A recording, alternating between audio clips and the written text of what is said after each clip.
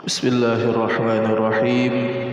Assalamualaikum warahmatullahi wabarakatuh.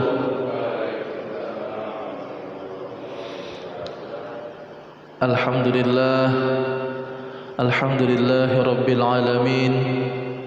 Wabihi nasta'in ala umurid dunya waddin. Wassalatu wassalamu ala ashrafil anbiya'i wal mursalin, Sayyidina wa maulana Muhammadin wa ala alihi wa sahbihi wa man tabi'ahum bi ihsanin ila yaumiddin. Subhanaka la ilma lana illa ma 'allamtana innaka antal alimul hakim wa tub 'alaina innaka antat tawwabur rahim.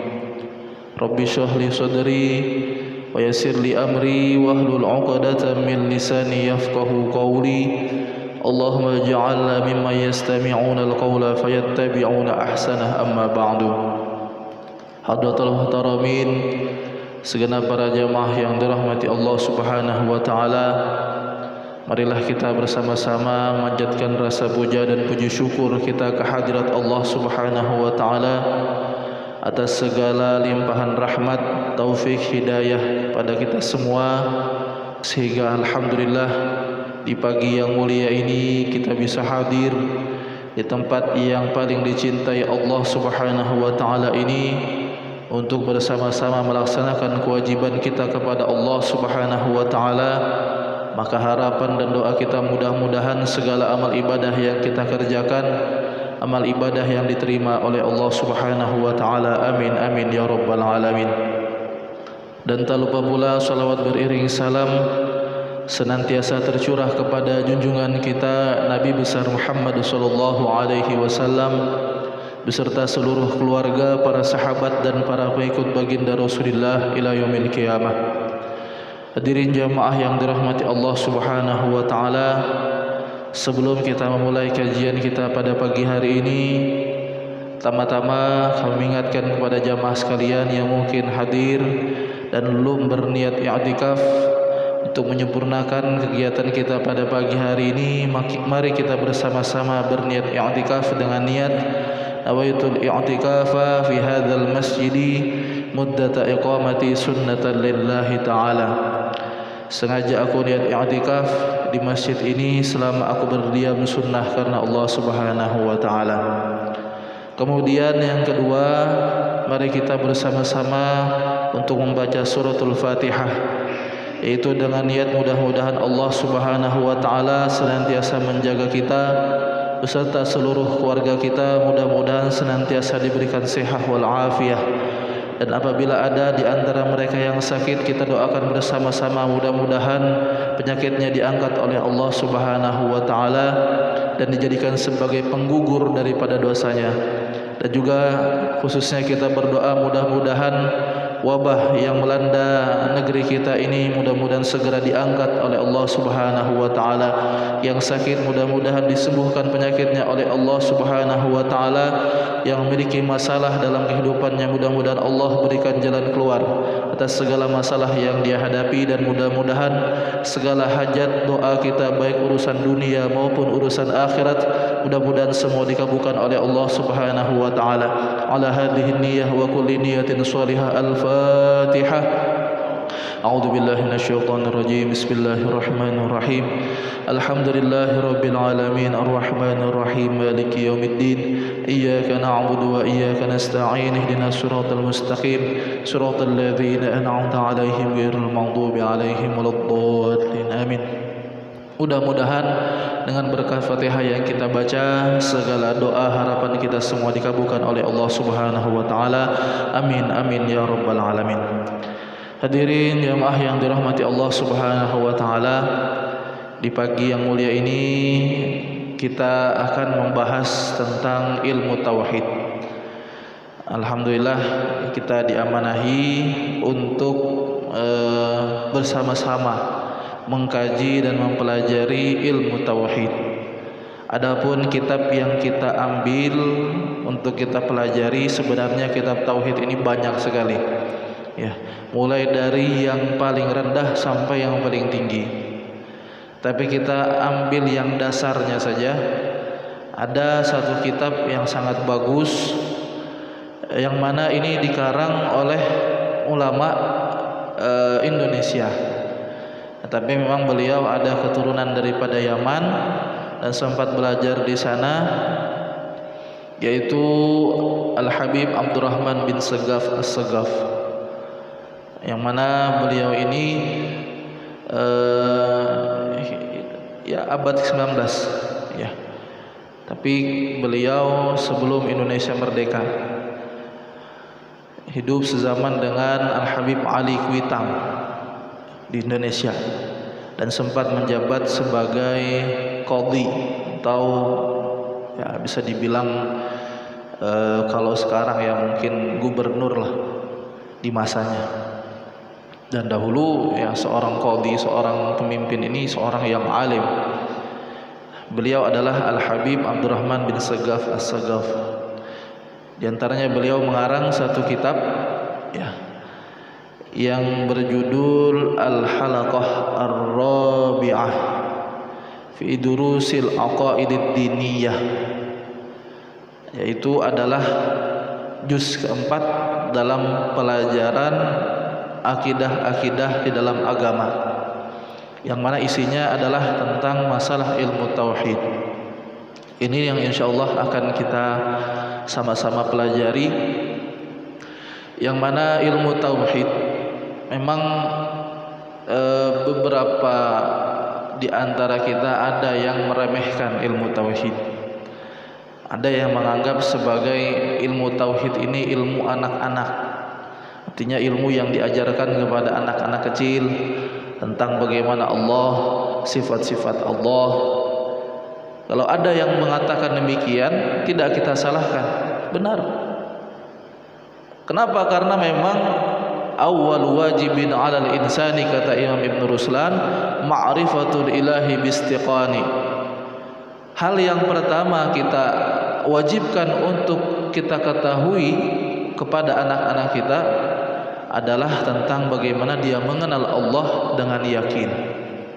Sehingga memang anak-anak yang seharusnya dan sepatutnya diajarkan pertama kali kepada mereka yaitu tentang bagaimana mereka mengenal Tuhannya.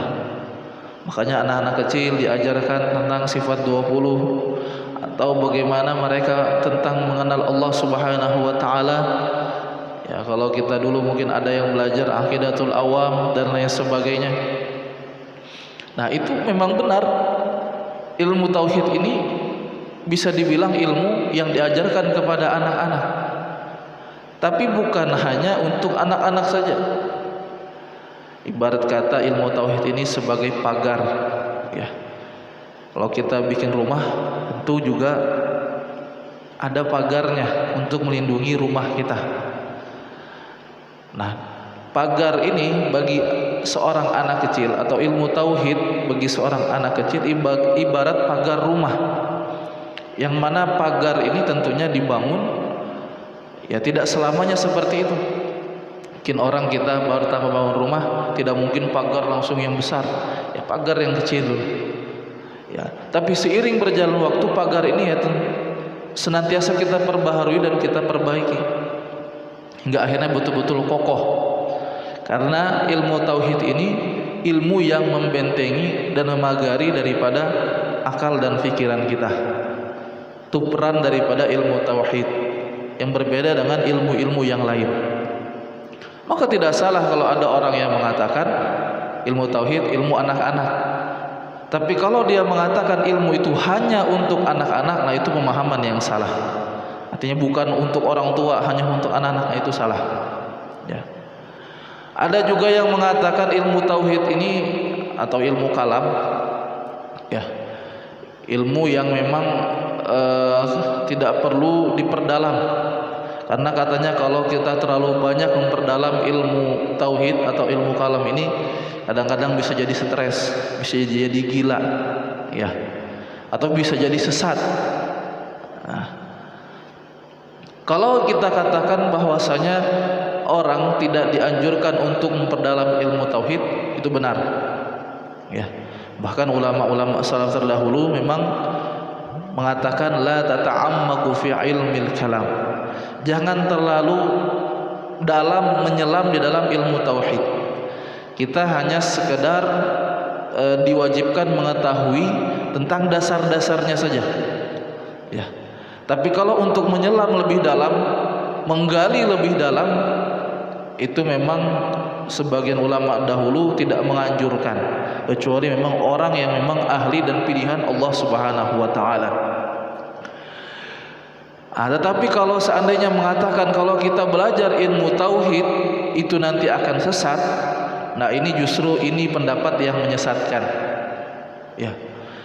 Kita memang tidak dianjurkan memperdalam lebih dalam tentang masalah ilmu tauhid. Tapi jangan sampai ini menjadikan kita melalaikan ilmu tauhid.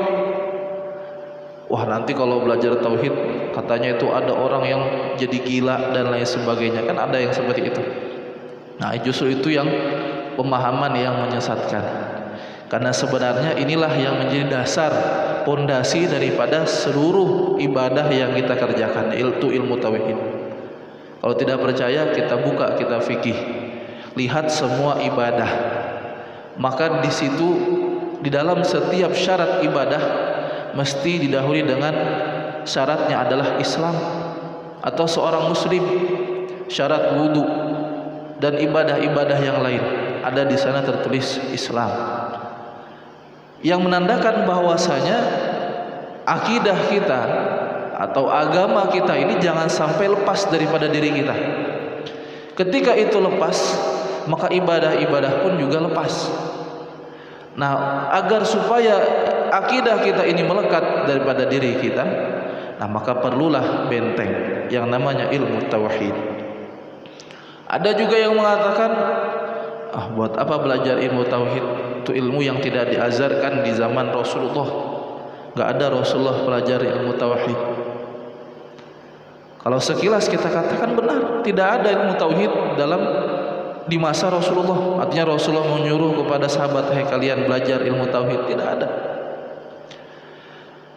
Tapi Rasulullah mengajarkan keyakinan untuk kita yakin bahwasanya Allah Subhanahu wa taala itu satu. Dan bukan hanya Rasulullah sallallahu alaihi wasallam, seluruh para nabi terdahulu ya dakwahnya cuma satu. Mengajarkan kepada manusia agar meyakini bahwasanya Allah itu satu. Makanya dinamakanlah ilmu istilahnya dengan ilmu tauhid, yang pada hakikatnya adalah ilmu ini mengajarkan dan meyakinkan kepada seseorang bahwasanya Tuhan yang kita sembah, Allah yang kita sembah itu adalah satu, tauhid.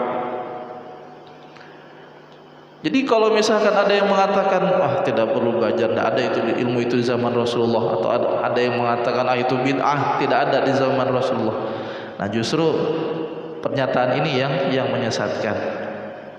Terserah mau ada atau tidak di zaman Rasulullah, yang penting tujuan kita belajar ini agar supaya kita betul-betul meyakini tentang adanya Allah Subhanahu wa taala, tentang sifat Allah Subhanahu wa taala, tentang keesaan Allah Subhanahu wa taala. Nah, jadi inilah yang mendasari kita pentingnya kita mempelajari ilmu tauhid. Yang di samping itu pula kita melihat di zaman sekarang ya banyaknya aliran-aliran yang menyimpang daripada ajaran Ahlus Sunnah wal Jamaah. Bukan hanya satu dua, banyak sekali. Dan mungkin kalau kita melihat bahkan ada ajaran ataupun bisa dibilang aliran yang jelas-jelas sangat menyimpang sekali dalam ajaran agama Islam. Misalkan contoh saja, ada orang yang mengatakan tidak wajib sholat. Ini kan jelas-jelas bertentangan dengan ajaran agama Islam. Padahal Rasulullah SAW, ya kita ketahui bersama bahwasanya Rasulullah, jangankan sholat wajib, sholat sunnah pun sampai kaki Rasulullah itu pecah-pecah. Itu kan secara akal saja. Rasulullah yang menjadi panutan kita senantiasa melaksanakan sholat. Bagaimana mungkin ada seorang umat yang mengajak kepada umat yang lain agar tidak sholat? Ini kan jelas-jelas menyimpang. Ajaran yang seperti ini jelas-jelas menyimpang. Tapi kadang herannya banyak pengikutnya. Ada yang mengikuti. Nah, kemudian pertanyaan kita, kenapa bisa orang ini mau mengikuti ajaran yang jelas-jelas bertentangan dengan ajaran agama Islam? Kan pertanyaan seperti itu. Itu hanya satu contoh. Kalau contoh yang lainnya, ajaran-ajaran yang memang sifatnya kekerasan, yang bom sana dan bom sini, ditanya agamanya apa? Islam, bukan agama yang lain. Tapi herannya ada yang mau mengikuti, bahkan ada yang rela ya sebagai korban. Ya mau dia membunuh diri demi membunuh siapa saja yang memang dianggap bukan kelompoknya. Ditanya agamanya Islam. Kalau ditanya tentang tauhid, keesaan Allah Subhanahu wa taala, mereka yakin dan percaya. Hanya saja memang ada beberapa pemahaman mereka yang menyimpang daripada ajaran agama Islam. Pertanyaan kita, kenapa mereka bisa masuk dan kenapa mereka mau mengikuti padahal jelas-jelas salah dan menyimpang daripada ajaran Islam?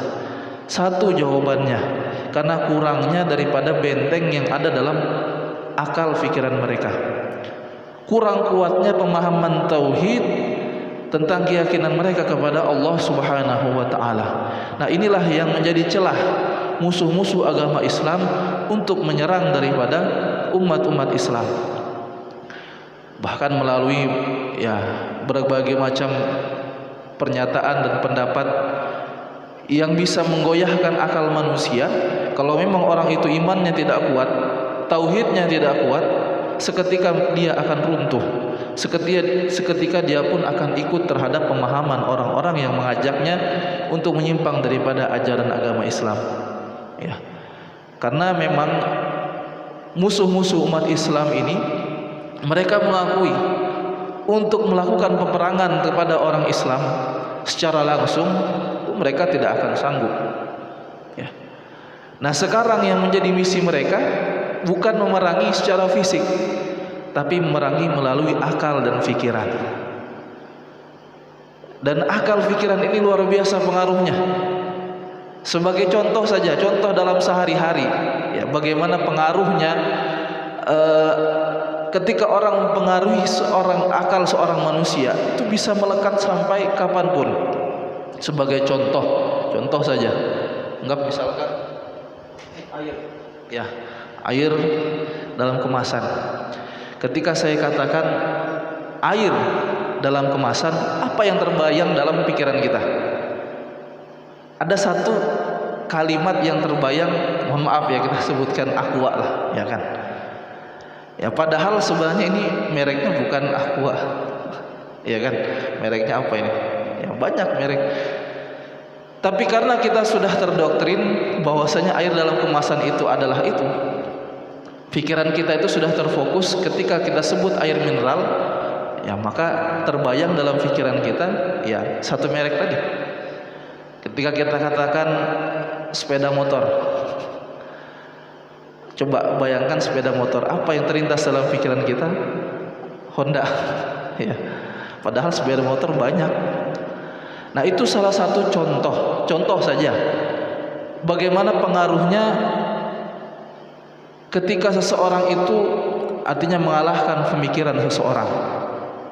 Nah, inilah yang dimanfaatkan oleh musuh-musuh agama Islam, melihat celah kepada seorang muslim yang memang imannya kurang kuat, pondasinya itu lemah, maka diseranglah melalui pemikiran-pemikiran.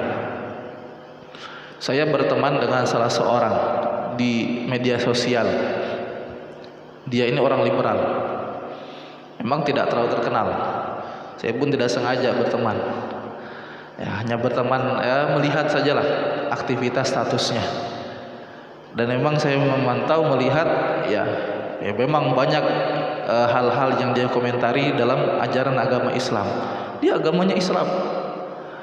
Hanya saja ya ketika dia membuat status atau pernyataan seperti menentang syariat, menentang ya terakhir itu dia mengatakan bahwasanya kita umat Islam diajarkan untuk banyak berdoa, berzikir untuk mencegah kita ini terkena penyakit.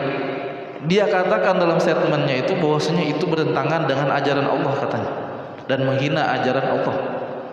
Padahal jelas-jelas Ya, Al-Qur'an itu adalah asy-syifa. Wa nunazzilu minal Qur'ani ma huwa syifa.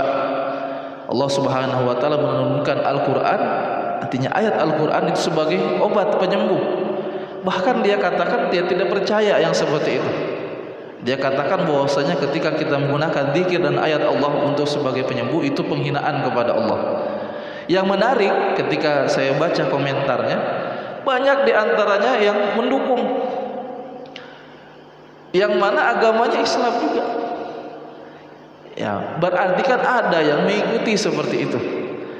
Nah, kalau kita gali lebih jauh, tidak mungkin mereka langsung ketika diajak langsung ikut, tidak. Tapi terlebih dahulu diberikan doktrin-doktrin dan pemahaman yang memang di situ ada celah bagi muslim-muslim yang memang tidak terlalu paham dengan Al-Qur'an, tidak terlalu kuat imannya kepada Allah Subhanahu wa taala. Itulah yang dimanfaatkan oleh mereka. Ketika mereka dirangkul, maka kemudian apapun statement yang dikatakan maka dibenarkan. Akhirnya nantinya ya kemudian berbagai macam kejadian yang terjadi setelahnya. Nah, inilah fungsi daripada ilmu tauhid, peran daripada ilmu tauhid, sehingga wajar yang dikatakan oleh Al-Imam Ibn Ruslan, awwal wajibin 'alal insani ma'rifatul ilahi bistiqani. Perkara yang wajib pertama kali bagi manusia untuk diketahui adalah mengenal akan Tuhannya. Oleh karenanya kita mulai ya kajian tauhid kita ini dengan membaca muqaddimah daripada kitab Al-Halaqah Ar-Rabi'ah Durusul Aqaidid Diniyah. Qala al-musannif rahimahullahu taala Al-Imam Al-Habib Al-Allamah Al-Habib Abdurrahman bin Saggaf As-Saggaf fi kitabih Al-Halaqah Ar-Rabi'ah Durusul Aqaidid Diniyah. Nafa'ana Allah bihi wa bi ulumihi fid dharain amin radhiyallahu taala ankum. Bismillahirrahmanirrahim. Muqaddimatu kitabin Al-Aqaidud Diniyah Al-Juz'ur Rabi' Al-Habib Abdurrahman bin Saggaf As-Saggaf. Alhamdulillahilladzi syahadat biwujudihi al-kainatu wa antaqat biwahdaniyatihi al-ardu was-samawatu al-alimi bima tukinnuhu suduru wal matali ala khafiyatil umuri al-mutrihi 'ani syabihi wan nadhiri wal mu'ini wal waziri laisa kamitslihi syai'un wa huwas samiul basir. Wassalatu wassalamu ala khatamil anbiya'i wal mursalin al-mab'uthi rahmatan lil alamin sayyidina Muhammadin wa alihi safinan najati wa ashabihi al-bararatil hudati wa sallim tasliman katsira, amma ba'du. Di sini Al-Imam Al-Habib Al-Allamah Abdurrahman bin Saggaf As-Saggaf, beliau mengarang satu kitab yang berjudul Al-Aqaidud Diniyah, yang beliau mulakan kitab tersebut tentunya dengan memuji Allah Subhanahu wa taala. Ini juz yang keempat, juz yang pertama, yang kedua, yang ketiga ada, dan sudah dimulai dengan kalimat bismillah. Dan memang ini yang menjadi tradisi para ulama-ulama terdahulu, ketika mereka mengarang kitab mesti didahului dengan bismillah, kemudian dilanjut dengan alhamdulillah, kemudian disertai dengan salawat kepada Rasulullah sallallahu alaihi wasallam. Mengamalkan apa yang disabdakan baginda Rasulullah sallallahu alaihi wasallam, kullu syai'in la yubda'u fihi bismillah fa huwa aqta, wa fi riwayatin abtar. Segala sesuatu yang tidak dimulakan dengan bismillah itu seperti sesuatu yang terpotong atau sesuatu yang terputus, artinya kurang daripada keberkahannya. Dan ini terbukti. Kita lihat bagaimana kitab-kitab karangan ulama yang mana senantiasa tidak memandang zaman, kapanpun dan dimanapun akan selalu dipelajari dan dikaji dan dibaca oleh orang-orang dan umat-umat muslim. Kalau kita bandingkan dengan karya-karya ya yang mungkin banyak dibuat oleh orang yang mungkin luar biasa terkenal, tapi hanya pada zamannya saja. Tapi ketika sudah berganti zaman, maka orang sudah tidak melihat lagi kepadanya, dan orang-orang tidak lagi memperhatikannya. Berbeda dengan kitab-kitab karangan ulama. Bahkan ulama-ulama yang hidup berabad-abad tahun yang lalu, karya mereka, kemudian apa yang mereka curahkan dalam tulisan mereka itu masih memberikan manfaat kepada kita. terlebih kepada mereka yang menulis, yang menjadi tentunya amal jariah bagi mereka. Apa rahasianya? Apa resepnya? Salah satunya adalah mereka memulai karya mereka dengan mengucapkan Bismillahirrahmanirrahim, kemudian dilanjut dengan Alhamdulillah, memuji Allah, dan salawat kepada Rasulullah Sallallahu Alaihi Wasallam. Itu salah satu kunci keberkahan. Dan tentunya juga didukung dengan niat yang tulus, yang ikhlas dari hati mereka. Kita bayangkan saja di zaman dahulu, tidak usahlah kepada abad-abad yang ketiga, yang masih mungkin abad, bisa dibilang abad ke-5 ke bawah, atau mungkin abad ke-7 ke bawah. Ulama-ulama seperti Al-Imam An-Nawawi dan lain sebagainya, itu ketika mereka mengarang kitab tidak seperti di zaman sekarang. Dahulu sesuatu yang paling mahal itu dua: kain dengan tinta. Itu sesuatu yang paling mahal. Kalau di zaman kita sekarang, dua hal ini ya biasa saja ya. Kain itu banyak, tinta ya murah. Zaman dahulu tidak, dua hal ini yang paling mahal. Ya, kain yang pertama. Kain ini di zaman sahabat, zaman tabi'in, bahkan tabi'in tidak seperti yang kita bayangkan semua orang pakai kain, tidak. Kain ini dipakai ya, kalau yang dia berupa pakaian, dipakai hanya pada saat momen-momen penting saja. Di saat ibadah atau ada acara ya. Selebihnya sehari-hari mereka memakai pakaian daripada kulit hewan yang disamak ya. Karena apa? Karena mahalnya kain pada saat itu. Makanya pernah ada sahabat yang miskin datang kepada Rasulullah mengatakan, "Ya Rasulullah, dhahaba ahli dusur bil ujur." Ya Rasulullah, orang-orang yang berselimut mereka mendahului kami dalam urusan masalah pahala. Artinya orang-orang kaya mereka itu berinfak, bisa ibadah haji. Artinya dengan harta mereka mendahului kami yang miskin tidak punya apa-apa. Tapi mereka orang-orang miskin ini menyebut orang kaya tersebut dengan ahli dusur, orang-orang yang berselimut. Kenapa? Karena mereka menggunakan kain mereka itu untuk menyelimuti diri mereka. Jadi selimutnya dengan kain. Nah, nggak mungkin selimut pakai kulit hewan. Yang ada bukan hangat, tambah dingin. Ya, nah kulit itu sifatnya dingin. Di Yaman ya, tempat kami sekolah dulu, orang-orang Arab yang di pedalaman itu mereka nggak punya kulkas. Jadi cara mereka mendinginkan air itu dengan namanya kirbah. Kirbah itu kulit kambing. Jadi kulit kambing dibuat seperti botol, dimasukkan air, padahal di sana udaranya panas. Tapi masya Allah, minum air dari kirbah itu dingin seperti air dari kulkas. Kenapa? Karena kulit hewan itu dingin. Nah, beda dengan kain itu panas. Maka kain itu yang dipakai untuk menyelimuti tubuh. Makanya orang-orang miskin tadi mengatakan atau menjuluki orang-orang kaya dengan ahli dusur, orang-orang yang berselimut, orang-orang yang berkain. Karena memang orang-orang kaya saja yang punya kain pada saat itu.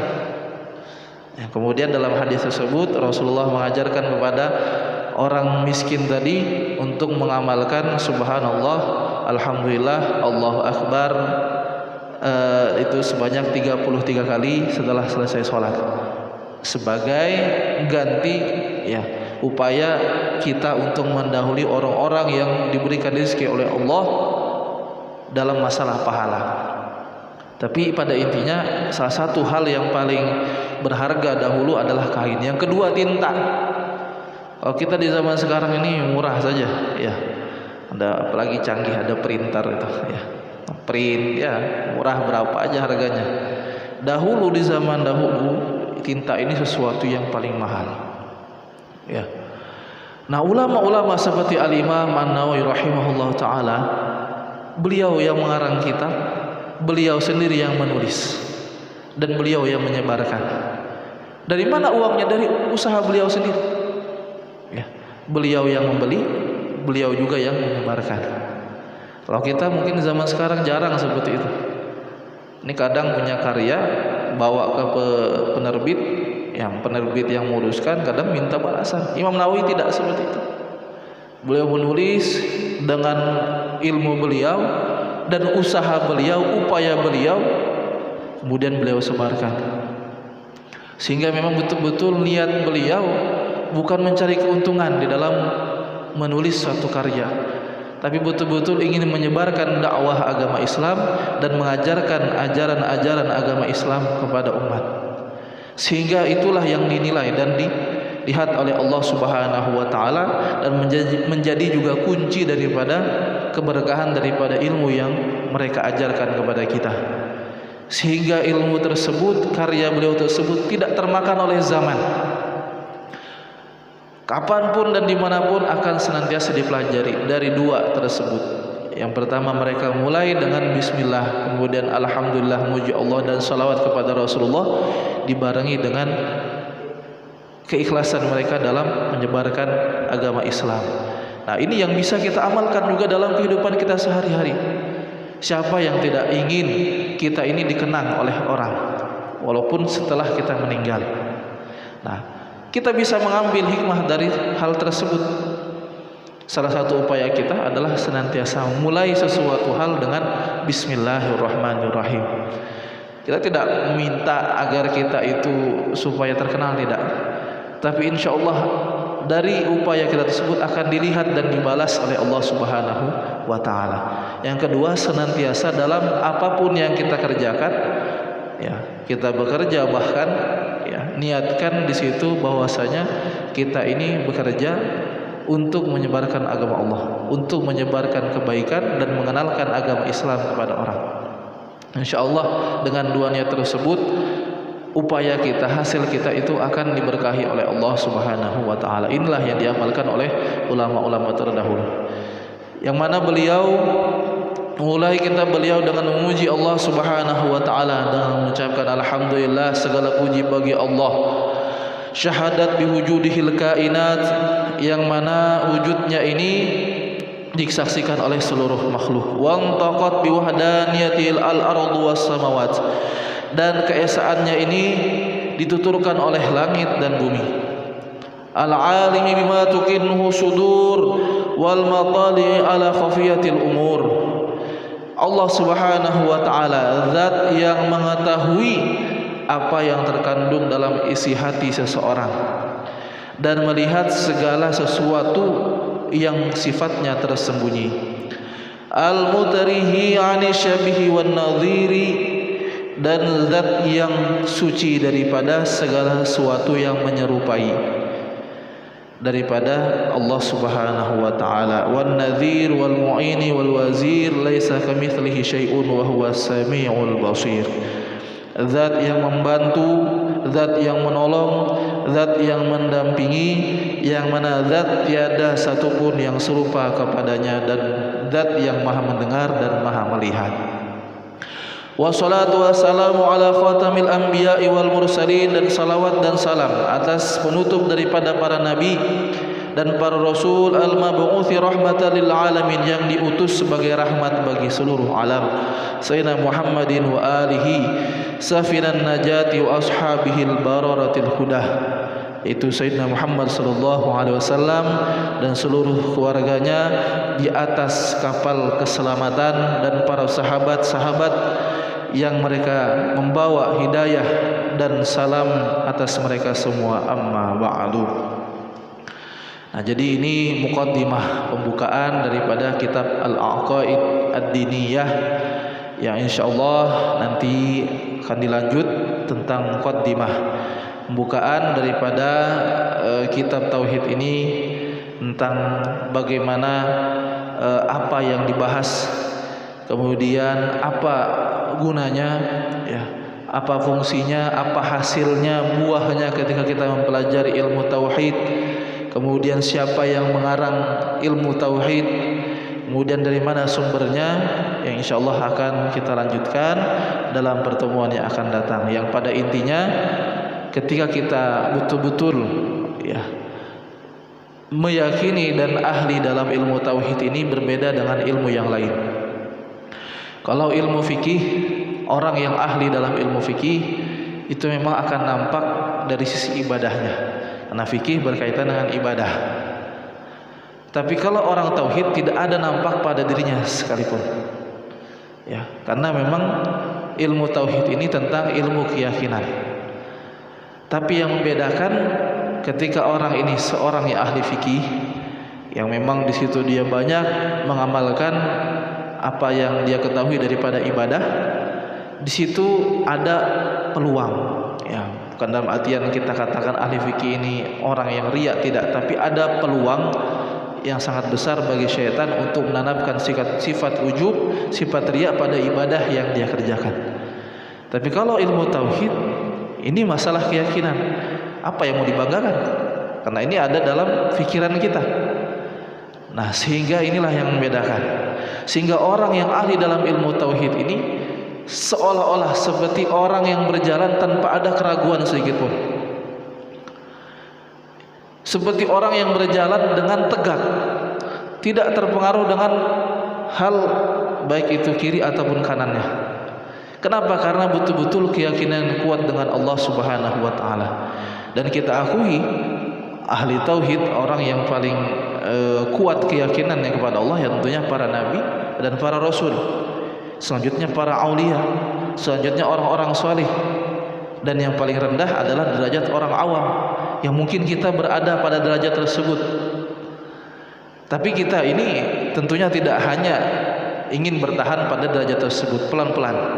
Ya, mudah-mudahan dengan kita sedikit mempelajari daripada ilmu tauhid ini, ya mudah-mudahan kita bisa naik derajat.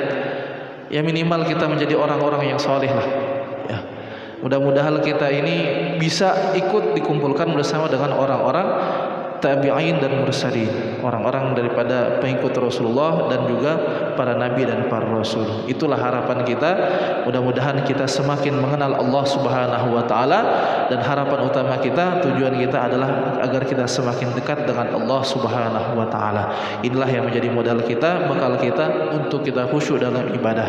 Tidak ada lain kecuali kita betul-betul mengenal dan dekat dengan Allah Subhanahu wa taala. Dari mana kita belajar? Dari ilmu tauhid. Tidak ada dalam fikih, tidak ada dalam nahwu, tidak ada dalam tajwid, adanya dalam ilmu fikih. Mudah-mudahan ya sedikit yang bisa disampaikan ini bisa bermanfaat bagi kita semua. Mudah-mudahan harapan kita juga, doa kita, mudah-mudahan wabah ini segera diangkat oleh Allah Subhanahu wa taala. Kita yang hadir ini mudah-mudahan senantiasa diberikan sehat wal afiyah. Mudah-mudahan segala hajat kita dunia dan akhirat dikabulkan oleh Allah Subhanahu wa taala. Amin amin ya rabbal alamin. Ala hadhihi niyyah wa kulli niyatin salihah. Al-Fatihah. A'udzu billahi minasyaitonir rajim. Bismillahirrahmanirrahim. Alhamdulillahirabbil alamin arrahmanir rahim maliki yaumiddin. Iyyaka na'budu wa iyyaka nasta'in. Ihdinas siratal mustaqim, siratal ladzina an'amta 'alaihim ghairil maghdubi 'alaihim waladdallin. Amin. Sebelum kita tutup dengan doa, mungkin ada yang bertanya. Tidak ada, kita tutup dengan doa. Amin amin ya rabbal alamin. Alhamdulillah rabbil alamin. Allahumma shalli wa sallim ala sayyidina Muhammad wa ala ali sayyidina Muhammad. Rabbana anfa'na bima 'allamtana warzuqna ilman tanfa'una fid din wad dunya wal akhirah. Allahumma sur 'uyuba mu'allimina wa la tadhhab min barakati 'ulumihim 'anna. Allahumma sur 'uyuba mu'allimina wa la tadhhab min barakati 'ulumihim 'anna. Allahumma sur 'uyuba mu'allimina wa la tadhhab min barakati 'ulumihim 'anna. Rabbana atina fid dunya hasanah wa fil akhirati hasanah wa qina 'adzaban nar. Fadli subhana rabbika rabbil izzati amma yasifun wa salamun alal mursalin.